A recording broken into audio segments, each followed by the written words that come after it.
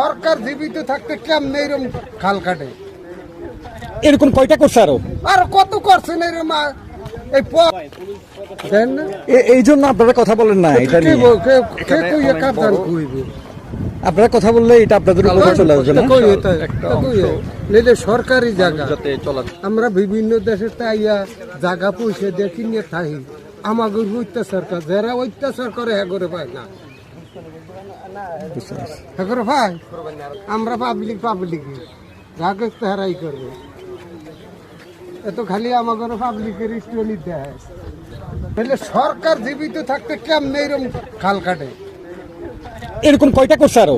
আর কত করছেন এরকম এই 5 আগস্টের পর হইতে ছিন্নামূল্যতে কি দুর্ঘটনা ঘটতে আছে আপনারা দেখেন না? তো আপনারা এই এই এই সমস্যাটা যে আছেন আজকে অনেক দিন ধরে, কিন্তু আপনারা তো সহযোগিতা করেন না। কারা সহযোগিতা? এই তো প্রশাসন। আপনারা সহযোগিতা করবো, আপনার তুই আবার নাম্বারটা নেবে যে কে কইছে, এর পরের দিনই শেষ, এর পরের দিনই শেষ করে ফেলে এখানে। তাই জঙ্গল সলিমপুরের অবস্থা দেখলে বোঝা যায় এখানে এই এই যে কালভার্টের পাশে এই যে পুরো একটা বিশাল গর্ত করে দেওয়া হয়েছে, শুধুমাত্র কেউ যাতে ভিতরে প্রবেশ করতে না পারে। এভাবে এই ধরনের 3টা জায়গায় এভাবে কেটে ফেলা হয়েছে। দেখায় এখানে এভাবে 3টা কালভার্টের সামনে, এটা বোধহয় স্ক্যাভেটার দিয়ে কাটা হয়েছে। হ্যাঁ, দেখা যায় এখানে দেখেন, এখানে রোগীকে পর্যন্ত নিয়ে যাওয়া হচ্ছে। এখানে অনেক বড়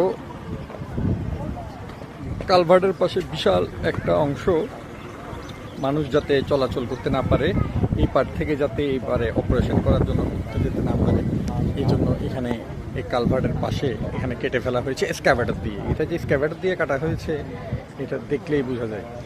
এখানে মানুষগুলো ঘটনার পর যেভাবে প্রেস ব্রিফিং করে বা সাংবাদিকদের বলা হয়, হ্যাঁ এরা মানে দস্যু এবং ডাকাত এইসব, কিন্তু ওরা পরোক্ষভাবে এখানে সন্ত্রাসী গ্রুপগুলোকে প্রত্যেকটি মানুষ সহায়তা করে, প্রত্যেকটি মানুষ এই সন্ত্রাসী গ্রুপকে সহায়তা করে। এবং